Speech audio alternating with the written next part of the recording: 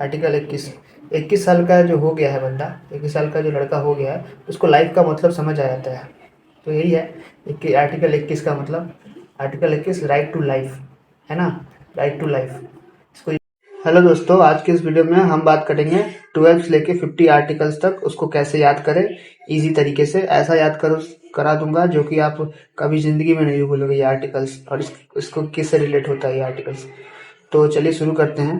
तो पहले देखो 10th 11th तक तो कोई आर्टिकल नहीं बना 1 से, तो स्टार्ट ही होता है 12 से। तो हम 12 से 50 तक का आर्टिकल अभी पढ़ेंगे और इसको याद भी करेंगे। ट्रिक बताऊंगा आपको कैसे याद करना है। देखो आर्टिकल 12 देखो, आर्टिकल 12 एक पुलिस और 2 मिनिस्टर्स मिलके एक स्टेट बनाते हैं, समझे। एक पुलिस है और 2 मिनिस्टर्स है, ये दो तीनों मिलके स्टेट बनाते हैं। तो स्टेट डेफिनेशन, समझे। आर्टिकल 12 इसको रिलेट करना, इसको रिलेट करके पढ़ो फिर जल्दी याद होगा। और याद ऐसा याद होगा कि कभी नहीं भूल पाओगे। देखो अब आर्टिकल 13 देखो, 13 एक और नेगेटिव नंबर है, तो समझे ये एक नेगेटिव हो गया। और अगर आप भी कुछ नेगेटिव करते हो तो आपके साथ भी कुछ नेगेटिव हो सकता है कि नहीं। ये लॉ बना हुआ है, क्योंकि आप नेगेटिव करोगे तो नेगेटिव ही मिलेगा। ये देख सकते हो, law inconsistent with F R is equal to void। समझ रहे हो। चलो अब आर्टिकल 14 देखते हैं। चाहे एक लोग हो या चाहे 4 लोग हो, सबके लिए लॉ बराबर है, समझे। एक लोग हो या 4 लोग हो, सबके लिए लॉ बराबर है। इक्वेलिटी बिफोर लॉ, इसको आप 1-2 बार पढ़ोगे आपको याद आ जाएगा। अब देखो आर्टिकल 15 देखो, 15 मतलब हिंदी में क्या होता है 15। 15 15 मतलब देखो, पी से प्यार, प्यार से सब रहो। 15 प्यार से सब रहो, समझे। नो डिस्क्रिमिनेशन, नो डिस्क्रिमिनेशन, समझे। चलो अब आर्टिकल 16 देखो, 16 साल का एक लड़का है जिसको जॉब चाहिए होता है, गरीब होता है बेचारा। तो उसको भी अब क्या होगा, राइट टू इक्वलिटी मिलेगा एम्प्लॉयमेंट में। इक्वलिटी होगा एम्प्लॉयमेंट में, मतलब अब ऐसा नहीं कि वो गरीब है तो उसको जॉब वॉब नहीं मिल सकता। अगर वो लायबल है, अगर वो काबिल है तो उसको जरूर मिलेगा एम्प्लॉयमेंट। तो इसको बोलते हैं एम्प्लॉयमेंट इन जॉब। आर्टिकल 16 ये याद रखना, 16 मतलब 16 साल का लड़का को जॉब चाहिए, ये याद रखना। अब देखते हैं आर्टिकल 17 देखो, आर्टिकल 17 जो है 17 बोलते हैं इसको, माने 17 मतलब खतरा। तो अब अगर किसी को टच करने से कोई खतरा नहीं है, 17 मतलब खतरा था, तो अब किसी को टच करने से कोई खतरा नहीं है। तो एवोल्यूशन ऑफ अनटचेबिलिटीज, मतलब पहले लोग छुआछूत मानते थे, 17 मतलब खतरा था, तो अब टच करने से कोई खतरा नहीं है, समझे। चलो अब आर्टिकल 18 देख लेते हैं। 18 साल का होने पर राजा अपने बच्चों को अपना टाइटल दे देता था, बट अब नहीं मिलेगा वो टाइटल। क्योंकि जैसे देखो पहले लोग महाराज हुआ करते थे, महाराज युधिराज, रोहित शर्मा, महाराज युधिराज विराट कोहली। तो ये सब अपने टाइटल्स अब नहीं हो पा। अगर रोहित शर्मा का बेटा कोई है तो उसका बेटा को महाराजा का टाइटल नहीं मिलेगा। महाराज सुहान शर्मा नहीं, सुहान शर्मा ही दिखाएगा। चलो समझ गए बात। अब आर्टिकल 19 पे आते हैं। देखो आर्टिकल 19 जो है वो ऑल इन वन पैक है, मतलब इसमें आपको सारे राइट्स मिलते हैं, मतलब छह फ्रीडम राइट्स मिलते हैं साथ में, देख सकते हो आप। जैसे 6 फ्रीडम्स मिलते हैं यहाँ पे, ठीक है। आर्टिकल 20 अब देखते हैं। देखो 2020 अब नहीं होगा, क्योंकि अब क्रिमिनल को एक सजा ही मिलेगा, क्योंकि पनिशमेंट एक ही मिलेगा उसको। अगर एक सजा किया है तो उसको एक ही पनिशमेंट मिलेगा। प्रोटेक्शन ऑफ कन्विक्शन, जैसे पहले होता था एक आदमी को 2 बार पनिशमेंट दिया जाता था, तो ऐसा नहीं होगा। 2020 बंद हो गया अब, समझे। अब आर्टिकल 21 पे आते हैं। देखो आर्टिकल 21 साल का जो हो गया है बंदा, 21 साल का जो लड़का हो गया है, उसको लाइफ का मतलब समझ आ जाता है। तो यही है आर्टिकल 21 का मतलब। आर्टिकल 21 राइट टू लाइफ है ना, राइट टू लाइफ इसको रिलेट करके पढ़ो। आर्टिकल 22 पढ़ो, 2 पुलिस 2 हथकड़ी, मतलब आप खुद के लिए एडवोकेट की मांग कर सकते हो उससे। पुलिस से अगर आपको हथकड़ी भी देता है तो आप पुलिस की मांग, एडवोकेट की मांग कर सकते हो कि मुझे एडवोकेट चाहिए, और नहीं एडवोकेट दे सकते हो आप लोग तो मुझे बेल दो, मुझे बेल चाहिए। तो राइट प्रोटेक्शन ऑफ अरेस्ट, समझे, प्रोटेक्शन ऑफ अरेस्ट ये होगा। अब आते हैं आर्टिकल 23 पे। देखो 2 और 3 लोग मिलके ह्यूमन ट्रैफिकिंग नहीं करेंगे अब, ठीक है। 2-3 लोग मिलके पहले ह्यूमन ट्रैफिकिंग करते थे, अब नहीं करेंगे। Ban on human trafficking. तो 2 और 3 23 आर्टिकल, 2-3 लोग ही थे जो मिलके ह्यूमन ट्रैफिकिंग करते थे, तो अब उस पर बैन लग गया है। अब देखो आर्टिकल 24 है ना, तो 24 जो है आर्टिकल 24 ऐसा है कि 24 घंटे बच्चों को मजदूरी कराई जाती थी, छोटे छोटे बच्चों को, तो वो अब नहीं कराएंगे। चाइल्ड लेबर बैन हो गया है। 14 साल के नीचे के बच्चों को मतलब चाइल्ड लेबर एक्ट के तहत उन जो करा रहा है उसको जेल हो सकती है, ठीक है। चलो आर्टिकल 25 देखो, 25 दिसंबर को क्रिसमस डे है, चर्च जा सकते हो आप, या फिर मंदिर भी जा सकते हो, कोई मुझे नहीं रोक सकता। मतलब अगर आप चर्च भी गए तो भी कोई नहीं रोकेगा, और आप मंदिर भी गए वहाँ भी आपको कोई नहीं रोकेगा, क्योंकि फ्रीडम ऑफ रिलीजन एक्ट है ये, समझे।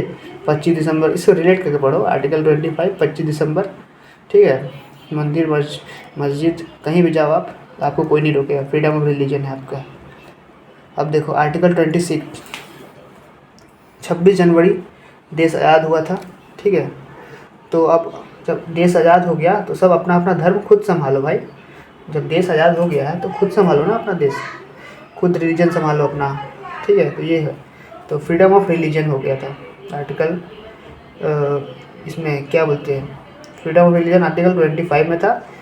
25 दिसंबर का चर्च इसमें जा सकते हो, और 26 में जो है वो मैनेज रिलीजियस अफेयर्स, समझे। 26 जनवरी को देश आज़ाद हुआ था, तो आप खुद संभालो इसको, अब रिलीजियस अफेयर्स को मैनेज खुद करो।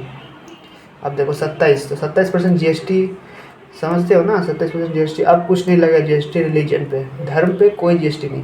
जैसे आप मंदिर जाते हो, वहाँ पे जो चढ़ावा चढ़ाते हो, तो वहाँ पे वो सारे पैसे उन लोग के पास जाते हैं, एक भी पैसा टैक्स के तौर पे रिलीजन पे नहीं लगता, समझे। नो टैक्स फॉर रिलीजन्स, समझ गए।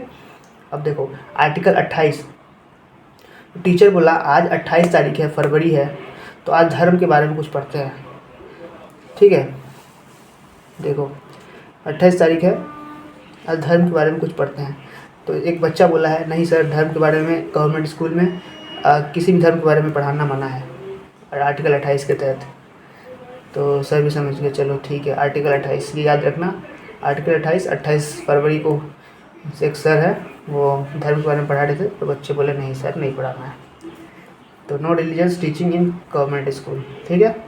ये होता है। तो आर्टिकल 29 देखो, अब आर्टिकल 29 रिलेट करो, लीप ईयर है, समझे। लीप ईयर का मतलब माइनॉरिटी, बहुत कम आता है। माइनॉरिटी मतलब जो होते हैं तमिल लोग होते हैं, ये सब बहुत माइनॉरिटी के हैं, तो उनको बचाना होगा, प्रोटेक्शन ऑफ माइनॉरिटी कल्चर, तो उनको भी बचाना होगा, कल्चर को लेके चलना होगा, ठीक है, समझ गए।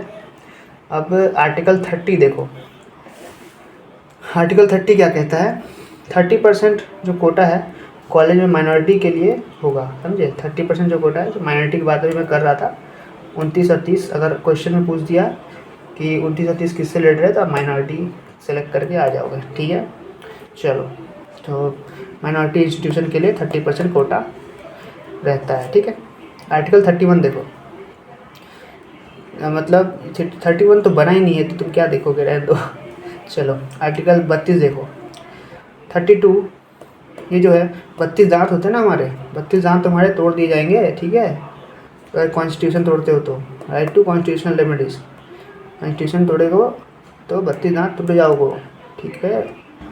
अब चलो आर्टिकल 36, आर्टिकल 36 ये कहता है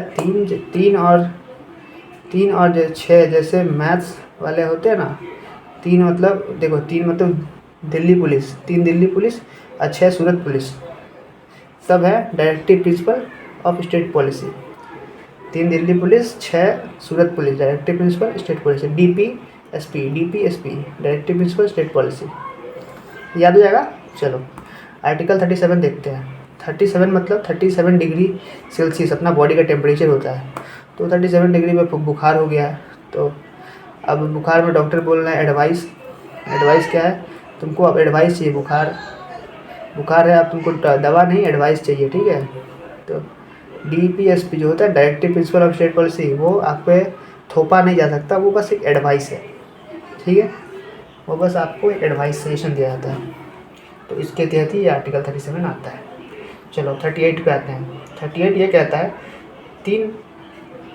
3 हो या 8, 8 लोग सब सब शांति से जिएंगे, ठीक है। वेलफेयर स्टेट्स देखो, आर्टिकल 38 कहता है 3 हो या 8 लोग सब शांति से जिएंगे, वेलफेयर स्टेट, ठीक है। 3 लोग हो या 8 लोग हो, सब शांति से जिएंगे, वेलफेयर स्टेट हो जाएगा।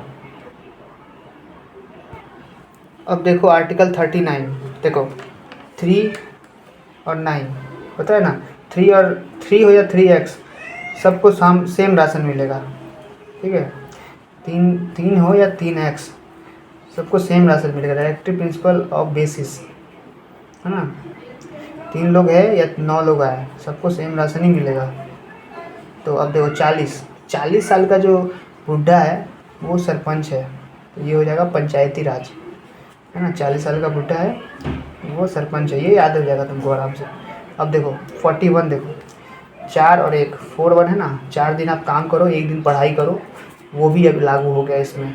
मतलब आप अगर 4 दिन काम करते हो, 1 दिन पढ़ते हो, तो भी आपको कोई रोक टोक नहीं होगा। Right to work and education, ठीक है, right to work and education. 4 दिन काम करो, 1 दिन पढ़ाई करो, right to work and education, ठीक है। आर्टिकल 42 देखो 42, जैसे 4 हो गई उसकी मम्मी, 2 हो गए उसके बेटे, तो आर्टिकल 42 यही कहता है कि अगर आप 9 महीने के प्रेग्नेंट हो तो आपको मैटरनिटी लीव मिलेगी, ठीक है। आर्टिकल 42 के तहत मैटरनिटी लीव मिलेगी। 42 ये हो गया उसकी मदर, बड़ा उसका आधा बच्चा मतलब मैटरनिटी लीव मिलेगी 9 महीने की प्रेग्नेंट वुमेन को, ठीक है। तो अब चलो 43 देखते हैं। आर्टिकल 43 है कि एक मज़दूर है, वो बोल रहा है हुजूर आपने मुझे 4 बोले थे पर 3 रुपये क्यों दिए। तो हुजूर बोलता है भाई ये 3 रुपये इसलिए दिए क्योंकि तू 1 दिन काम किया है, अगर तू 1 महीने काम करा तो 4 रुपये के हिसाब से होता, तो इसके हिसाब से तुझे 3 रुपये इसलिए दिए क्योंकि तू वेजेस ले रहा है, डेली वेजेस ले रहा है, तो लिविंग वेजेस, इसको आर्टिकल 43 आता है लिविंग वेजेस में।